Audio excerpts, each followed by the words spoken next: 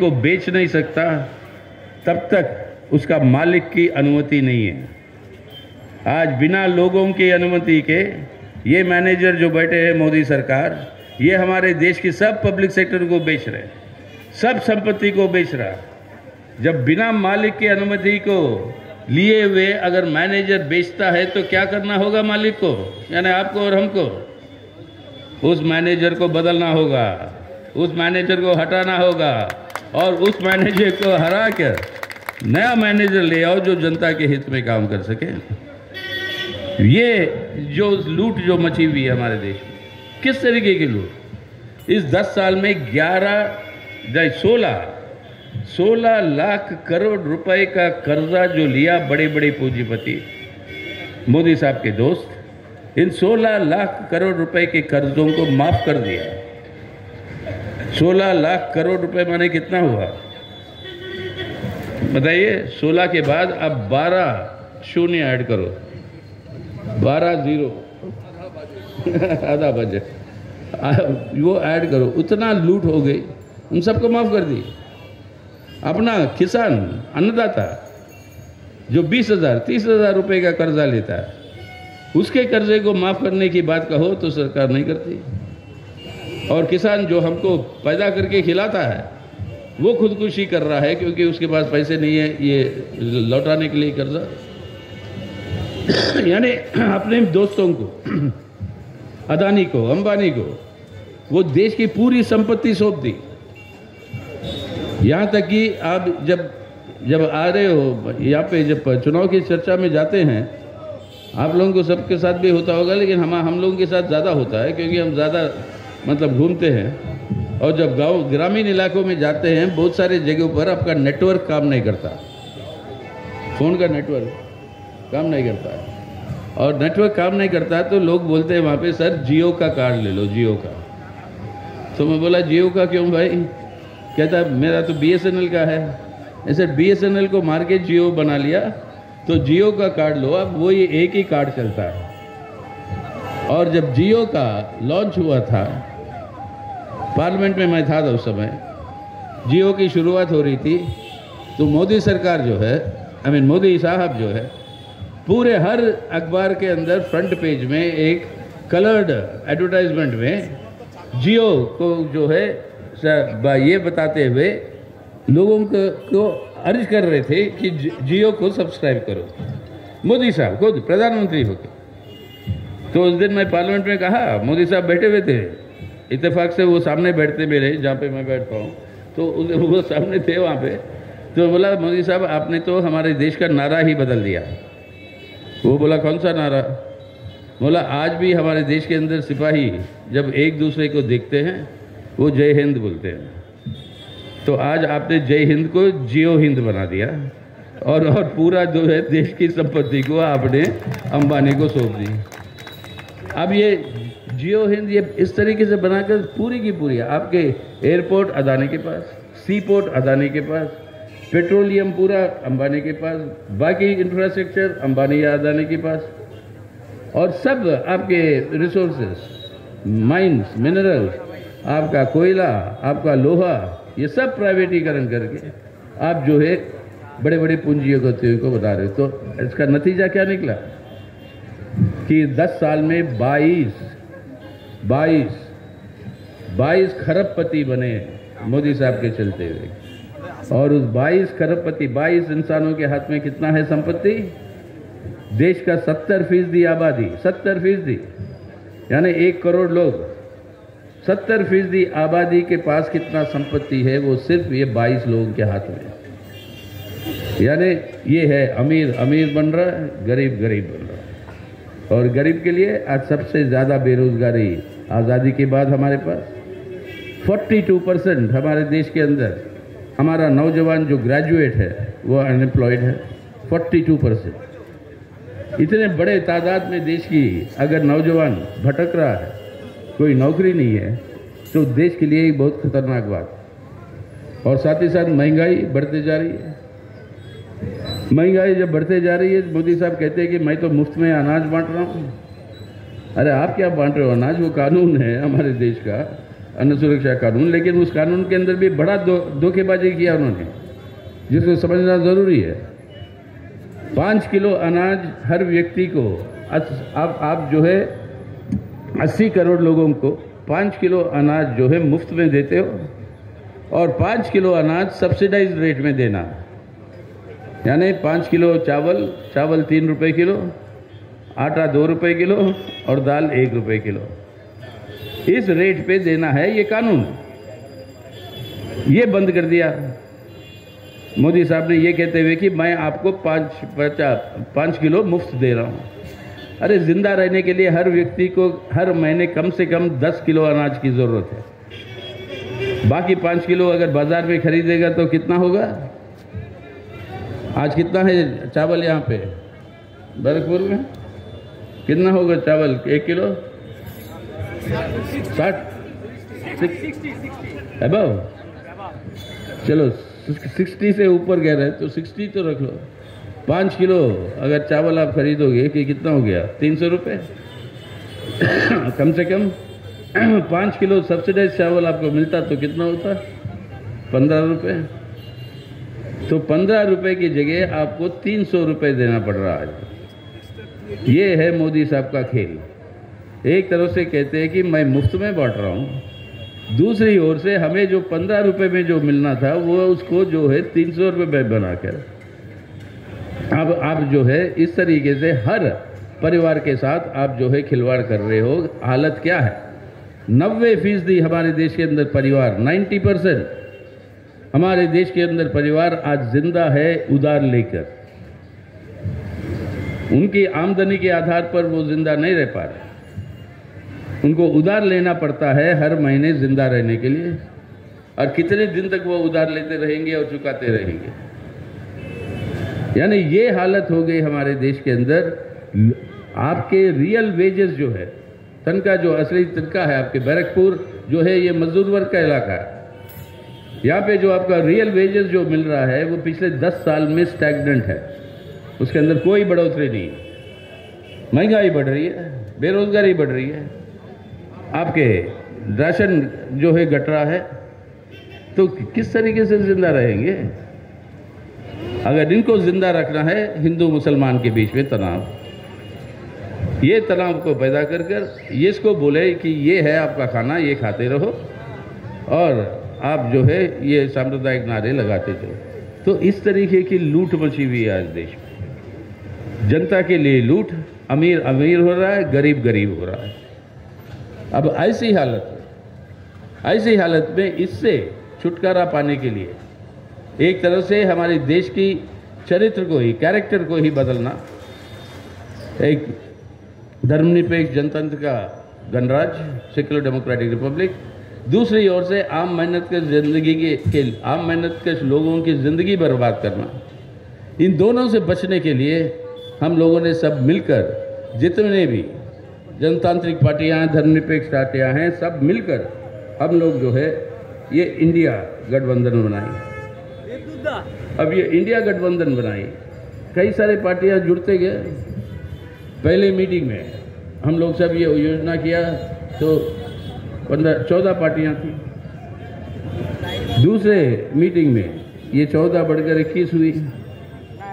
तीसरे मीटिंग में ये 21 से बढ़कर 28 हुई।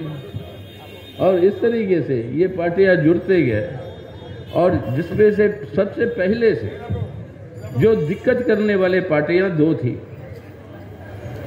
एक था जदयू, अपने नीतीश कुमार जी का, आखिर में वो छोड़ के चला गया वापस भाजपा के पास, और एक थी आपकी नेत्री, आपकी मुख्यमंत्री, तृणमूल कांग्रेस की अध्यक्ष।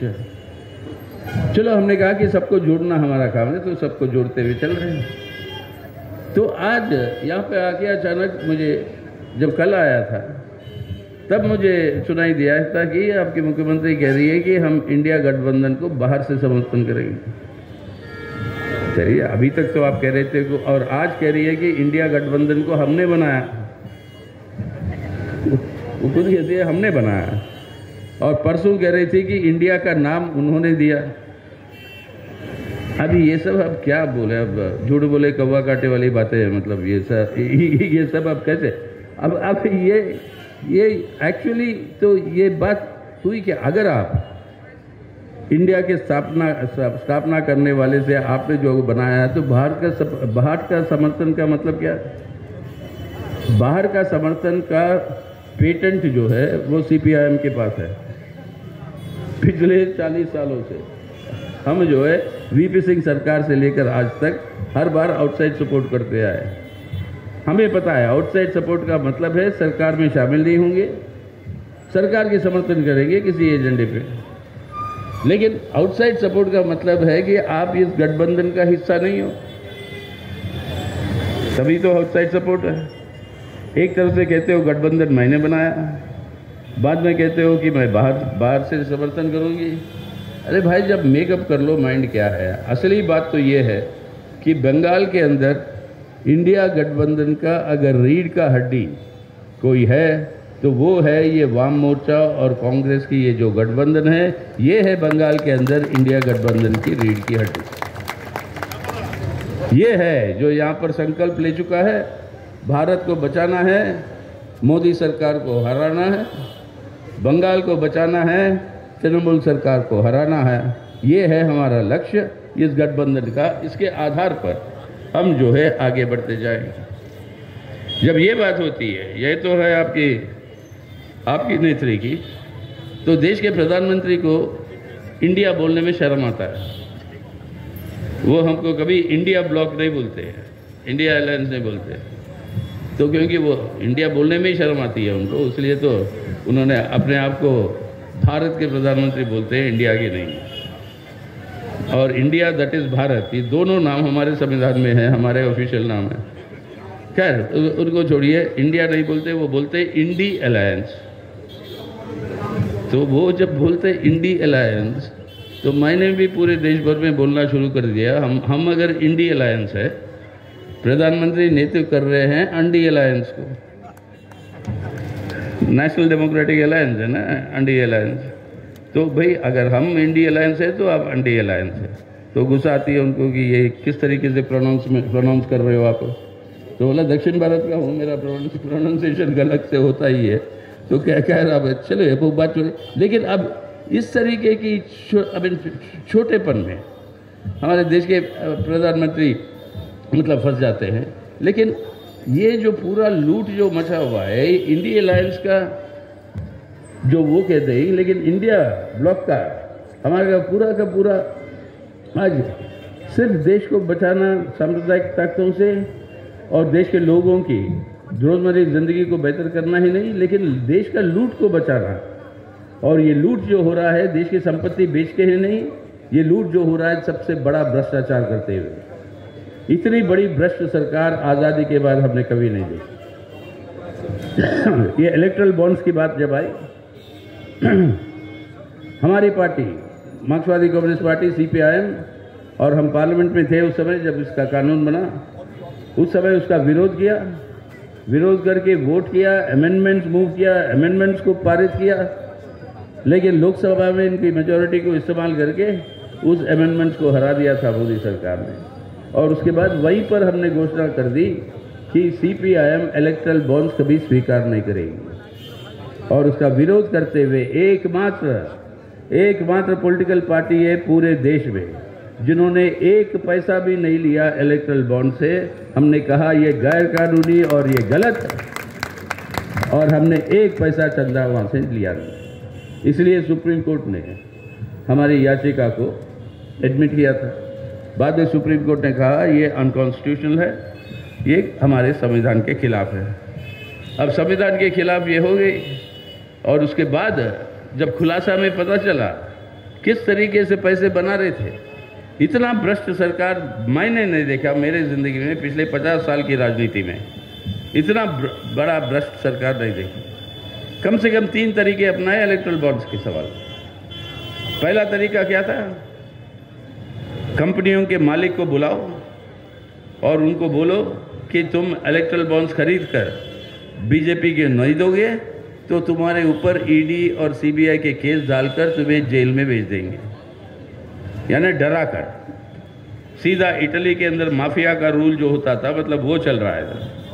डरा कर उनसे हजारों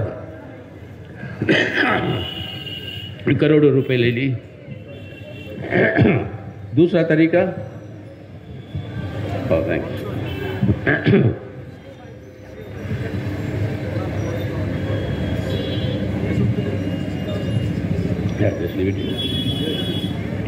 दूसरा तरीका उन्होंने क्या अपनाया कि ऐसे ही कंपनियां जिनके ऊपर ऑलरेडी पहले से केस है, उन लोगों को बुलाकर बोला है कि तुम इलेक्ट्रल बॉन्ड्स खरीद कर जमा करो, हम आपके केस को ख़त्म कर देंगे।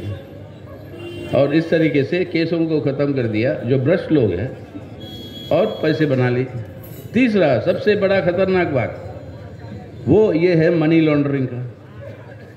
यानी बहुत सारे कंपनियां जिन्होंने अपने बैलेंस शीट पे दिखाया कि वो जो है लॉस बना रहे हैं हर साल, उनका कोई प्रॉफिट नहीं है, वो जो है घाटे में है, ऐसे कंपनियां हजारों रुपए के तादाद, करोड़ों रुपए के तादाद में इलेक्ट्रल बॉन्ड्स खरीद कर बीजेपी को जमा करते हैं।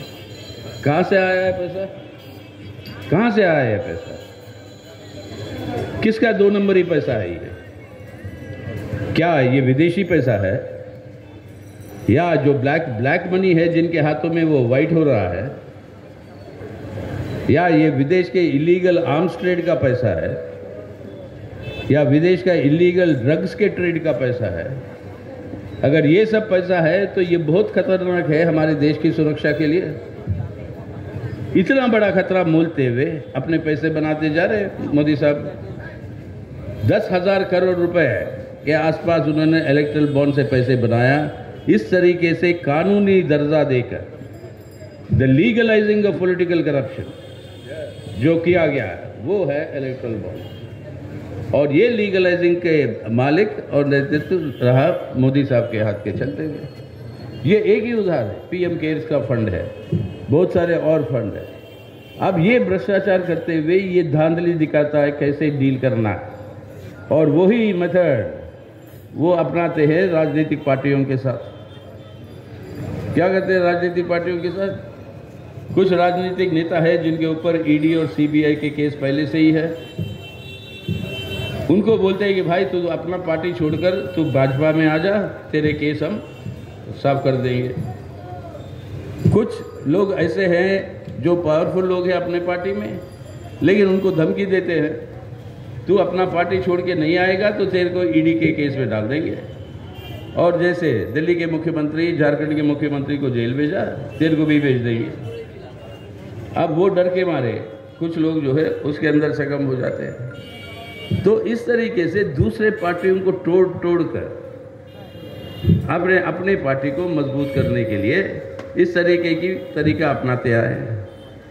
जब एक तरफ से बोलते 400 पार, दूसरी ओर से वो दूसरे पार्टियों को तोड़ के आज हालत क्या है? 106 भाजपा के कैंडिडेट जो आज पार्लियामेंट के चुनाव लड़ रहे हैं, 106 यानी 400 और में से तकरीबन 25% ये जो है दूसरे पार्टियों के नेता है, दूसरे पार्टियों के नेता है जो आज भाजपा से लड़ रहे हैं।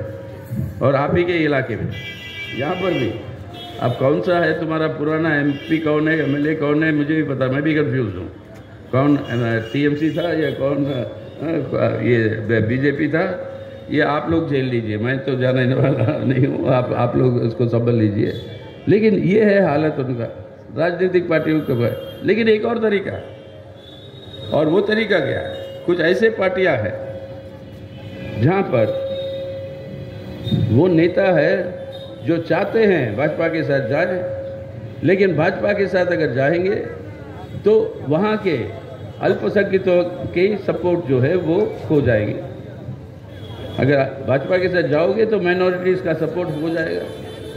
और वो हुआ दक्षिण में हैदराबाद, तेलंगाना में, आंध्र प्रदेश में ऐसे रीजनल पार्टीज है जो अपने पार्टी को छोड़कर भाजपा में नहीं जाना चाहते हैं कि जाएंगे तो माइनॉरिटी सपोर्ट चला जाएगा, तो अपनी पार्टी में रहकर भाजपा की सपोर्ट करेंगे। वो तरीका अब ये तरीका के बारे में जब बात हो रही थी, मैं जब दिल्ली से आ रहा था फ्लाइट में, लोग बोल रहे थे कि सर ये लग रहा है कि बंगाल में लगता है कि कुछ डील हो चुका है। तो मैं बोला भाई किसके साथ, किसके बीच में डील? तो बोलते कि क्या है, तृणमूल कांग्रेस भाजपा के। मैं बोला मुझे तो पता नहीं, मैं तो सुन नहीं रहा हूँ। तो किसी ने प्लेन के अंदर बोला कि सर ये ऐसी परिस्थिति आ रही है कि बंगाल के अंदर वही एक पुराना हिंदी फिल्म गाना याद आ रहा है, अब आपको याद होगा, वही फिल्म गाना याद आ रहा है जो देवानंद का था। बहुत सारे लोग यहाँ पे शायद पैदा नहीं हुए होंगे उस समय वो फिल्म जब आई थी, और वो गाना आ रहा है जो गाना चल रहा है तृणमूल और भाजपा के बीच में। क्या है ये गाना, कौन सा था? आंखों ही आंखों में इशारा हो गया।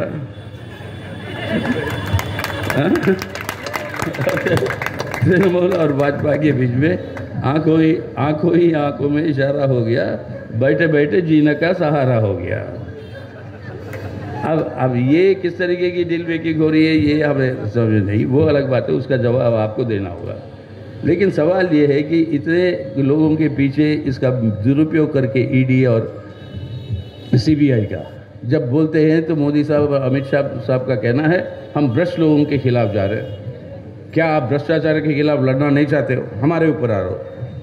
हम बोले बिल्कुल लड़िए भ्रष्टाचार के खिलाफ, अगर कोई है लड़ रहा है तो वो हम ही है। इलेक्ट्रल बॉन्ड से एक पैसा नहीं लिए, आप तो 10,000 करोड़ लेके बैठे हो। लेकिन लेकिन है क्या भ्रष्टाचार के खिलाफ लड़ाई? ईडी ने आज तक मोदी सरकार के अंदर 5,500 से ज़्यादा केस दर्ज किए हैं, 5,500 से ज़्यादा। इन केसों में से कन्विक्शन कितना हुआ?